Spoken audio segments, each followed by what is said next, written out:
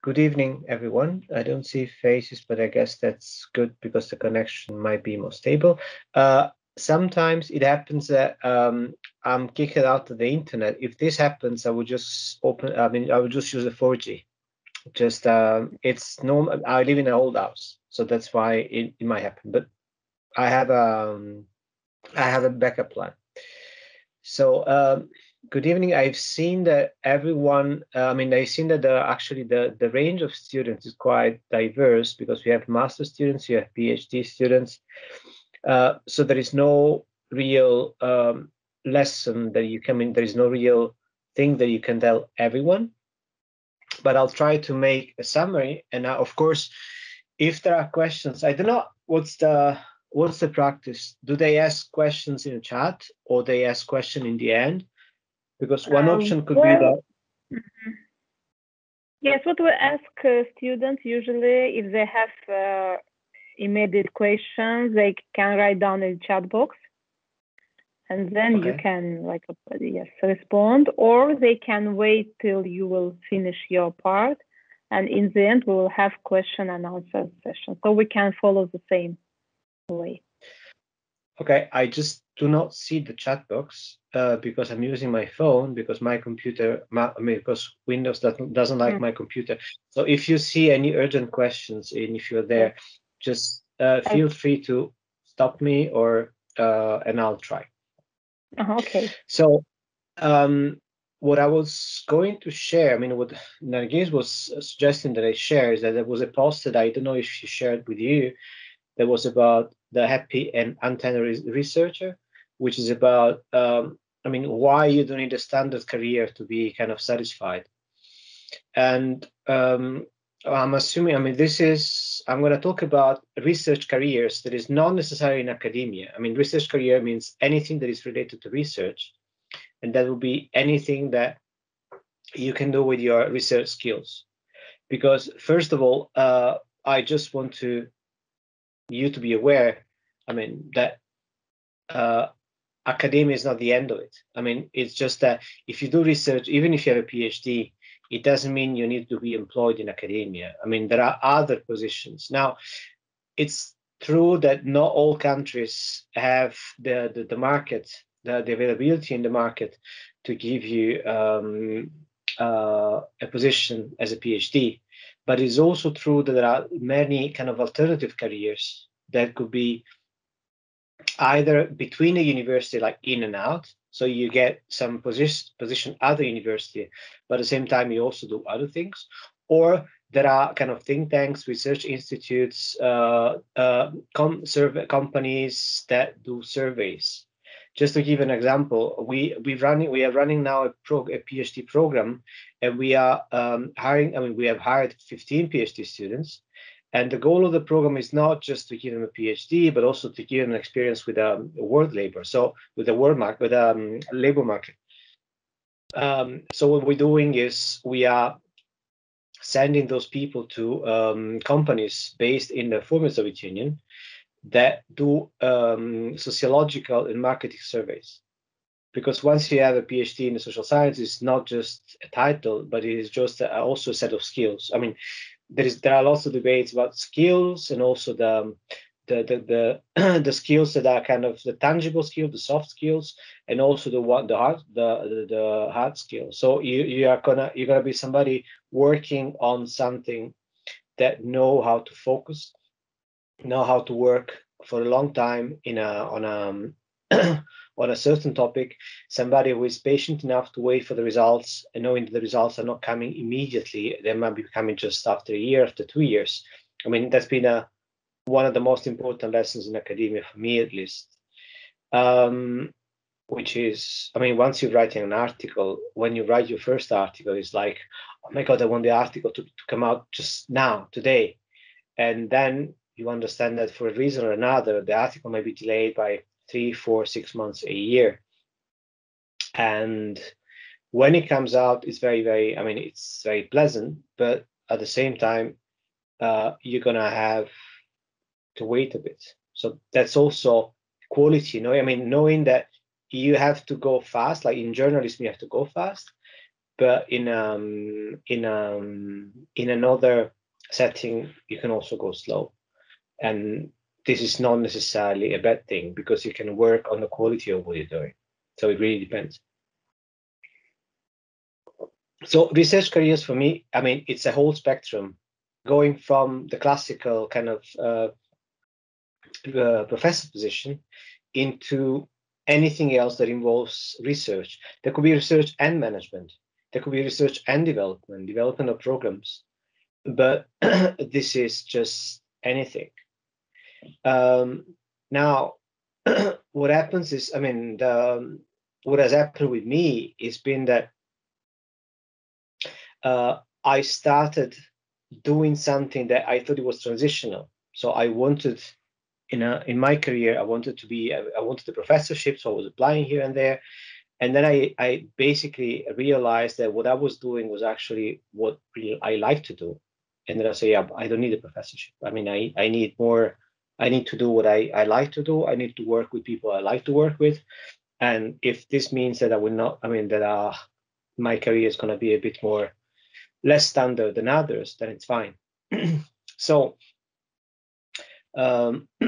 if we have to think of, I mean, careers, the first thing to understand is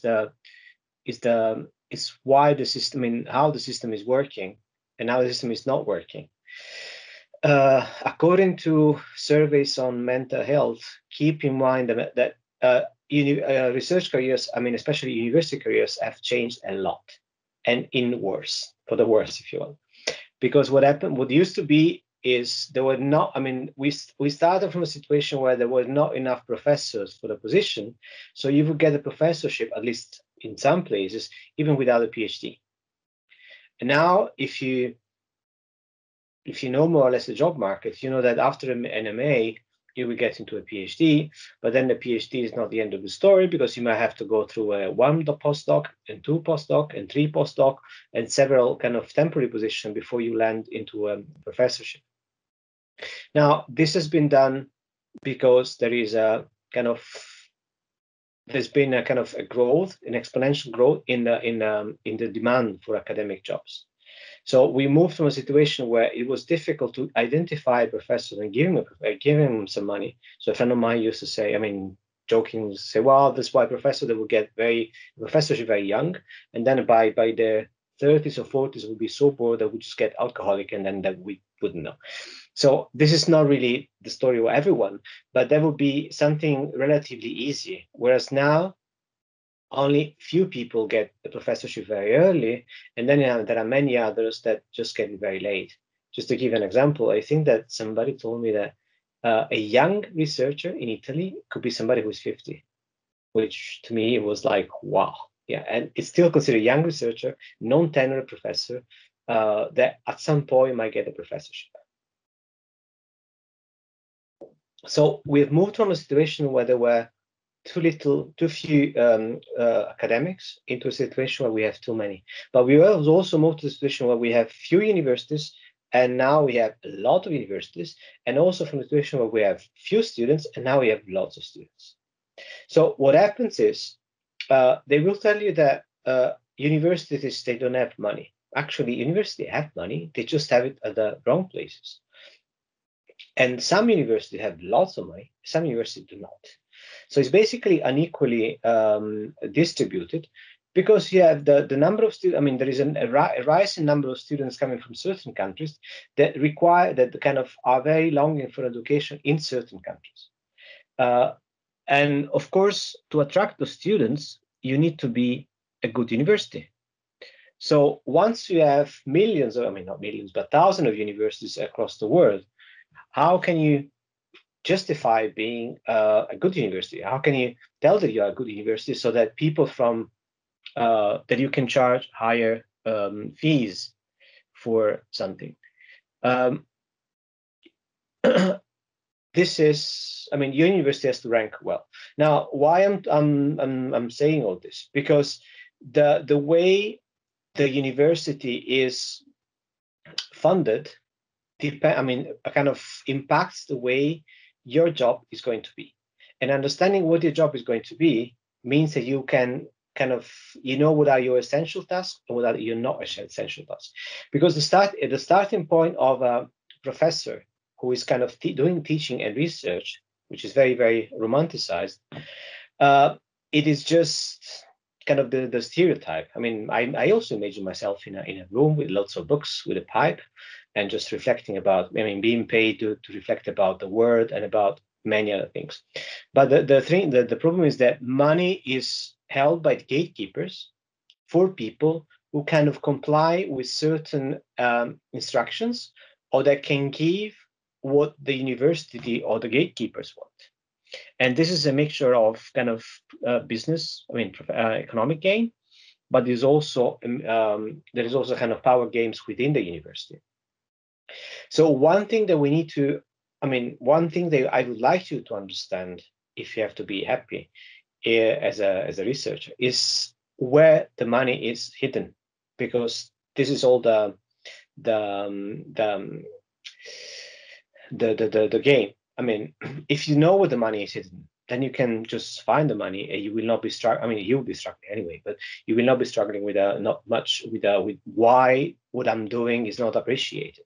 So you are, I mean, you have the case of a researcher who's like, I'm publishing a lot and I'm doing lots of work, and then university is still asking for more work and more work and more work. And then the question is the person doing the thing that the university is asking to do? So, or not? And on this lies the capacity of, I mean, on the capacity of dismissing tasks that are not essential, lies your kind of professional strategy and life strategy. Because, I mean, if you think in an abstract way, I mean, think of peer review. I mean, peer review is the process of giving feedback to a scholar who has submitted an article to a certain review or certain book, and this is something that is not paid, but this is something that apparently is essential to get a job, and it's called kind of community service. So it's something you give to the community. I mean, your article is also reviewed by other people, so you're supposed also to review other articles. And some colleagues say, I will review as many articles as I've been reviewed in the course of this year, just to give you. Now, this is something useful, and this is something that even if it doesn't bring you any recognition, well, now there is problems, it's something that is kind of required. Now, you could perform this for the whole year round, and this would lead to nothing in your academic career. So you will be working from morning to the evening and still being unsatisfied yourself because you don't have results, and just not satisfy the university. Whereas you could just concentrate, I mean, the most successful academics, they are the ones who concentrate on the things that are essential, or they find a compromise between what the university thinks is essential and what they think is essential for their life or for their career. So to give you an example, I mean, universities, first of all, are not I mean, if you think of university, there is university and university. And I'm not talking of good or bad university. I'm talking of the way they are managed. There are universities that are more kind of research based, and there are universities that are even that are more teaching based. And this is valid more or less everywhere. And I can give you the example of even UK universities. You have some universities that are they're not research based. They teach a lot, but they also expect money from the government in terms of research. And there are other universities that do not really expect this money, but they manage to survive just with tuition fees, which is why they vary. Now, the tuition fees, they vary a lot across countries, because in some countries they are kind of public, so they're given by the government. In some other countries, they pay by the students. In most cases, it's a mixture between the students and the government. But university gets money for students. Now, they can get money. They usually don't get the full amount, but the university, for instance, in Ireland, they give the university an amount of money per every student that is enrolled in the university. And the same thing is for, well, that's for most countries. In private university, it works the same way. I mean, every student that is enrolled brings some money. And this goes to the budget of the university. Now, research university are also universities that count on the money that is coming for research, for instance, applying for external projects, or just from donors, from business, from creation of companies. And this changes a lot the nature of your work, because if you are supposed just to teach, then research is not really essentially just a matter of prestige. But then as long as the students are satisfied, your job is safe. And as long as the students are satisfied, you will have enough students in your department and in your faculty to pay for your job. If you are in a research university, the budget is constructed in a different way. And then it means that you're also supposed to do research. And now, research is also a way to fund universities, because I don't know if you're aware, in many cases, funding from the government to the university depends also on research. So to give an example, in Finland or in Estonia, the government at the end of the year, the evaluation committee at the end of the year, they will just calculate the number of articles that each university has produced and distribute the budget according to the number of articles.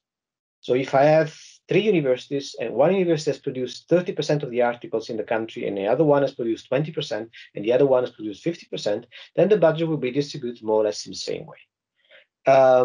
So if I'm a university that is expecting some kind of money, more money from the government, and I don't want to count just on tuition fees, then I'm a university. I'm going to put pressure on my employees to produce more articles. If I don't care, because my tuition fee, like think of a small business school. In a small business school, you can have like 20 students, and each student paid 20,000 a year. So in the end, every year you got 400,000 euro, and maybe you have just a few professors, so you don't have to pay that much. In that case, you don't really care about government support. You just care about the students. So, for instance, a very good researcher in a university that counts a lot on government money means that they will have to produce articles to make the head of department satisfied. If I'm a teacher in a teaching university, my head of school, they will not care about what I'm producing, except for kind of prestige matters. They will be happy that my students are happy. And if the students are unhappy, actually, it's going to be very difficult to survive in a university which is based on teaching. And it's going to be very easy to survive in a university that is based on research. Because the university based on research, if you are a Nobel Prize and you teach very badly, the university will gain from you, from the fact that you are attracting students, from the fact that you are attracting research, from the fact that you are producing research. And that would mean that would bring indirectly money. So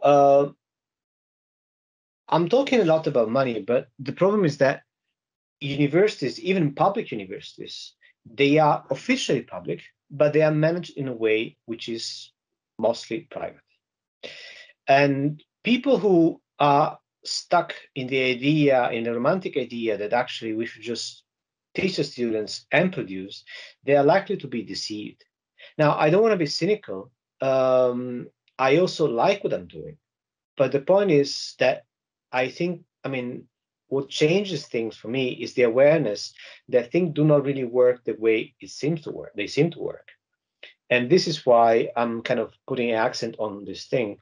And this is why your career strategy depends mostly on the university where you'll be landing in, or the research center where you'll be landing in, or any job post. This could be applied to any other position, even beyond academia, even beyond research. So, if some of you are doing a master and then they're going to end in another sector, it's just a matter of understanding what is the trade-off between what you have to do and what you like to do. So what I'm talking of, when I in the SCOPUS Diaries and the logics of academia, I talk about a career strategy. Thinking strategically about your career. I'm talking about trying to kind of find a compromise between what you like to do and what you have to do.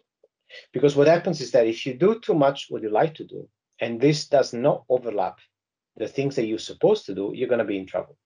But if you do too much what others are asking you to do, then you're going to be in trouble, because at some point you're going to be very frustrated, you're going to be very unhappy that you're just doing what they ask you to do. You might be spending the whole day doing administration, and you don't like doing administration, but you think this is what they expect you to do. So I have in a blog post I published kind of a year ago, it was like reasons not to apply for external funding. I was just warning against going blindly to satisfy the needs of your line manager. But this could be applied to anything. Imagine that you have a position. Your position will imply lots of things. I mean, I usually during the seminar when it's kind of offline, I ask, do you know what kind of tasks academics or researchers have? And there are a lot. So you have teaching, you have research, sometimes you have grant writing, then you have administration, then you have administration for teaching because you have to confirm the exams. Then you will have in some university, you're supposed to do public engagement, which is like going into media and explaining your research to media, interacting with the public. And then there will be some committees selecting PhD students, selecting master students, passing PhD defenses, passing master defenses, supervising master students, supervising PhD students, supervising postdoctoral students, and more. So in the end, if you really pay attention, if you just do every single thing that you're supposed to do, you will probably end up with a nervous breakdown because it's too much. So the ideal strategy to survive those situations is when you understand what are the priorities of your department, and you understand what are the priorities of your line manager, because on what your line manager, on the line manager, I mean like the head of department or the head of faculty, depends a lot. So, and of course you wanna have good relations with your kind of line manager, because otherwise your life is gonna be hell. Once you understand what are the priorities, you will also be able to understand when, I mean, as a line manager or whatever, any head of school, any university president, they are obliged, or they say certain things to everyone. So of course they would say you have to apply for competitive funding, you have to do this, you have to do this. But the point is they cannot tell you you should, but you have to, but you can also avoid doing this. And also from an HR point of view, what happens is that it costs nothing to them to tell you they have to do all those things, and then hoping that if a grant or if something has 10% success and all the professors in the university apply, then at least 10%, and they have 100 professors, at least 10% will get it. So that was the assumption in some UK university. They would say, all of you have to apply. And knowing that if the whole department applies, some of them will get the money. And if some of them will get the money, the department will get the money. And then the department is in competition with the other department saying, oh, look, I brought 1 million. And the other one say, oh, I brought 2 millions. Oh, I brought 3 millions. And they say, oh, I'm more powerful than you are. So what happens is, in the end, if you consider what is competitive funding is competitive because it's not for everyone. So if you apply, just to give you the biggest, what I consider one of the biggest deceptions in the department, when they say you have to apply for funding, you have to get competitive funding. But if it was competitive, everybody will get. If you are not competitive, everybody will get it. So the point is, if there is only 10% success, there is also 10% of chances that you will get the grant this year and next year and next year. Maybe you will get it in 10 years. Maybe you will not get it. But then you will feel like, oh, I'm not doing what I'm supposed to do. It's like, that's false. This is just, they are playing by the numbers by saying everybody applies, somebody will get it. And this is perhaps not your vocation. This is not what you like to do. Maybe you are very good at doing other things. To give an example, in Ireland at some point, my university hired somebody whose publications were not very strong, but the person was very, very often in the media, which means he was bringing lots of publicity to the university just by being there. And once you have to choose a department, in our department it was law and government, so politics. Once you have to choose a department and you don't know what to choose because You don't know the universities, but then you see somebody always on TV. You say, "Oh, I know that department." So what happened is that the person was hired not for his capacity to produce the article that was a priority officially according to the university, but for the capacity to bring kind of publicity and visibility to the department, which is also a priority, but it was not very well advertised. It was not in the formal criteria. In the end, it's like out of the 100 tasks you have in your job, you should be able to understand what are the tasks that are vital and what are the ones that are kind of not mandatory. On this subtle difference lays your survival or your happiness, as Nargis was calling it. Because if you just struggle to do every single thing they ask you to do, you will never be happy day in your life because you will never finish. And most of the stress that we have as academics, and in general, when you have kind of your free schedule, so it's not just academics, anyone who is kind of working at their own pace, it's from ourselves, not from others. It's like last year I published 3 articles, I published 15 articles. This year, to feel as good as last year, I should publish 15 or even 16 or 17, because otherwise I'm going backwards. But nobody's asking you to do this. And the same, I'm just keep in mind that even if you have colleagues that are publishing 100 articles a year, usually 1 article a year is enough. I mean, in terms of assessment of science. So this is not really, I mean, this is just a game, a satisfaction game. It's not really something. It's not really something that really exists. I mean, most of the pressure we put is from ourselves and from, oh, that one has published 5. I am better than him. I published 6. Oh, my colleague has got like 500,000. I need to get 1 million to feel better, to feel kind of stronger. If you follow this logic, you will end up very, very unhappy, because competing, I mean, running with yourself is something that, I mean, running faster than yourself is something you cannot. So I usually do not talk of happiness. I talk of kind of satisfaction or kind of being content. And I don't talk of results. I mean, what I have to do or what I need to do. Of course, there is what I need to do to survive, just the basics. But I also talk of how can I go to bed tonight, kind of content with my day, which is not like I have achieved a lot, but I feel like, okay, I've done what I wanted to do, or I've done some things, but I'm not obsessed with them. Especially because academic tasks, I mean, research tasks in general, I mean, most of the professional tasks, you cannot finish them in a day. So if you are just with your head day and night on the same thing, it's going to be very, very frustrating. Now, I'm not saying that I'm perfect and I never do this. When I have a project deadline, I mean, imagine you have a kind of a month to submit a big proposal, then of course I sleep with my proposal. I mean, that's, but I still try to make time to myself, and I still try to kind of separate things. So I might happen to work on a Sunday just because that's the workflow is going, but then I take the Wednesday off, and I even actually force myself to take some time off, otherwise you will just become unproductive. Now, which brings to the fetish of the 21st century, which is called procrastination. I mean, why? I think that procrastination is also depends on the fact that when you have lots of time. I mean, at least for me, it depends this way. When I have a kind of very busy day, and then I can make space for doing something only between an hour and another hour, or kind of 2 or 3 hours, and then I know I have to go somewhere, then I'll go faster. I will check less my social media. I will check less other things. When I have the whole day, I'm completely unproductive, because you wake up and say, oh, I have 10 hours. It's okay. And then you will not, I mean, at some point you will just get tired.